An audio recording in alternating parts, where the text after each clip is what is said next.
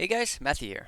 So this is going to be another episode of the BTB series, episode number 7. In this episode, we're going to talk about how to farm specific alva rooms in the Temple of Atzoatl, because that is actually possible. The other day, I was trying to double corrupt my headhunter from the 10 seed headhunter challenge and some other expensive items, and it really wasn't working out until Dev gave me a few tips on how to, actually allow myself to get way more corruption chambers. If I had to do the math on this, I would say that you are pretty much doubling the odds of getting any specific room in your temple when you actually do these tips. So these will be in order of importance, and I'm not in game because showing this in game is a little bit weird, so I decided to show the just the text document. So one of the things to know beforehand is that temples are snapshotted upon speaking to Alva, which means even if you had a way to like data mine the game or know exactly what is going to happen when you speak to Alva the moment you enter your map, there would be no way to predict what rooms you're going to get in your temple because when you enter the map, the temple is not yet chosen. The temple is not yet chosen. The rooms are not set in stone. They get snapshotted, which means basically made permanent, the moment you speak to Alva. Once you've spoken to her, there you go, the temple is snapshotted. There's nothing you can do. The temple will remain the same for years to come until you run that incursion and you speak to Alva again, where the next snapshot will happen. So, here's some tips basically to help you target farm specific rooms. This can be applied to sacrifice rooms if you're trying to get a headhunter or something, or obviously double corruption room is the one that most people would go for. Gem corruption rooms can also be extremely profitable with a little bit of luck. One in four of those, or 1 in 6 actually, should end up being pretty OP in terms of making currency.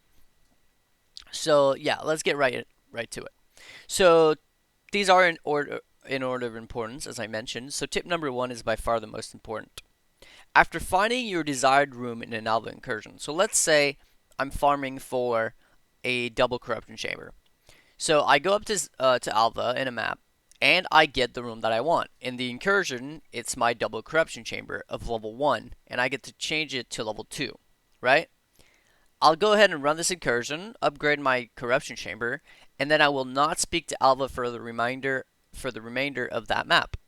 I will not speak to her because if I speak to her, my temple will be snapshotted again. But the thing is that incursions can never roll the same room twice in a single map. Therefore, as soon as you get what you want, you should not interact with Alva until the next map. And any incursion remaining in that map are essentially additional chances of getting the room that you want. So if you get your desired room, let's say in my example, my corruption room, I get it in my first incursion, I get myself 2 additional chances to get that room again in another map. Over time, that adds up to be tons and tons and tons of additional rooms, every single temple, and not necessarily every single temple, but every single play session. So, as I said, obviously this is going to be very, very RNG based. You could apply all of these tips and still not get the specific room that you want, but by doing these, you'll pretty much double the chance of getting the room that you actually want. So, tip number 2, anytime you get a room which is not your desired room, you should upgrade it. That's when specifically target farming 1 or 2 rooms anyways. You should go and upgrade the room. This will over time function as a block because anytime your room upgrades to level 3, it can no longer be chosen, increasing the odds of getting the room that you're trying to target farm, right? So if I say Alva is going to pick 1 out of 10 rooms randomly, and you want one of those, you have a 10% chance, right? Now, if instead I say Alva's going to pick 1 of 9 possible rooms, and you have one of them that you specifically want, instead of your odds being 10%, it's like 12 point something percent or whatever. I can't quite math. It's like 11 point. I can't quite math. That's too hard. But you're increasing the odds of getting the room that you want. That's the important part. Every single time you block out a room, there's higher odds that you're going to get exactly what you want.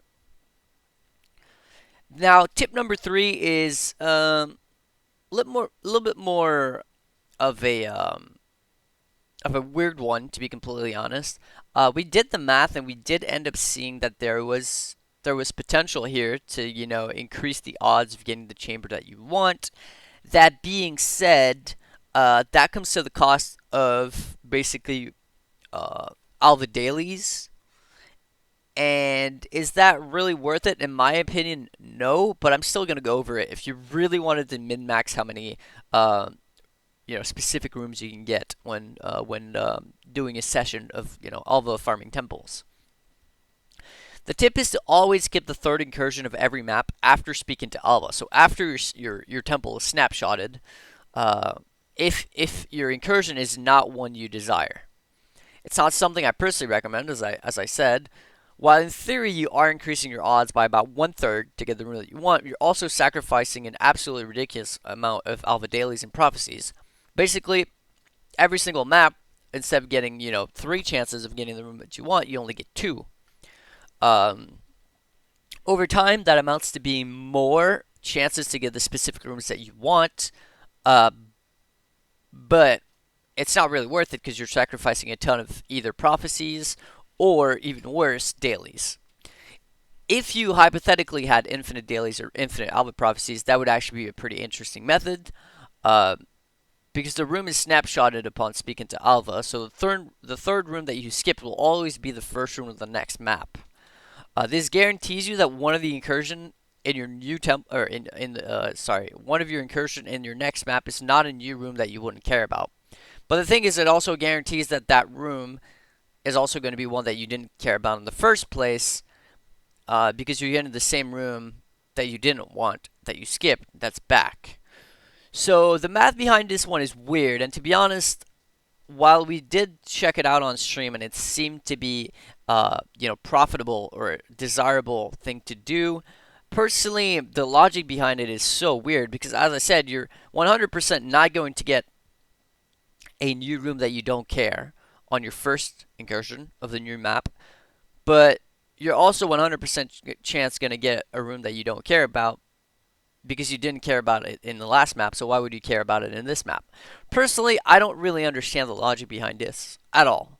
But after doing the math, it would appear that, as I said, it is actually desirable to do and a good tip if you theoretically had infinite dailies, infinite prophecies, alpha prophecies, proccing every single time, and also infinite time, because obviously you're going to be running way more maps if you're skipping the third incursion of every single temple.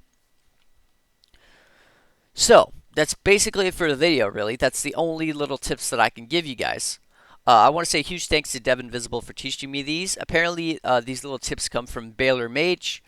So thank you, Balor Mage, for making this knowledge more widely known. I'll go ahead and link his Twitch and YouTube in the description of the video, because as far as I can go back when asking people where this information comes from, he was the first person to make it more widely available. So all credit goes to Balor for that one. Before I leave, I want to say a huge thanks to the Patreon, Manastryna, Mr. Coffee, the 3 Alexes, DSM Beast, KFish, FixFaxer, Johan, as Diablo, Ichigo, Stan, Kai, Francesco, and as well as all the others who wish to remain anonymous. Huge thank you to all you guys. Otherwise, I'm going to be making a video real soon of my official streaming full-time debut, so look out for that. That's going to be pretty interesting. If you want to support the channel directly, check out my Patreon. Otherwise, you can also check me out on Twitch, where I'll be streaming full-time, like I just said, in the upcoming days, actually. My full-time streaming starts tomorrow. So, hopefully you learned a little something. Hope you enjoyed, and I'll catch you guys in the next one. Peace.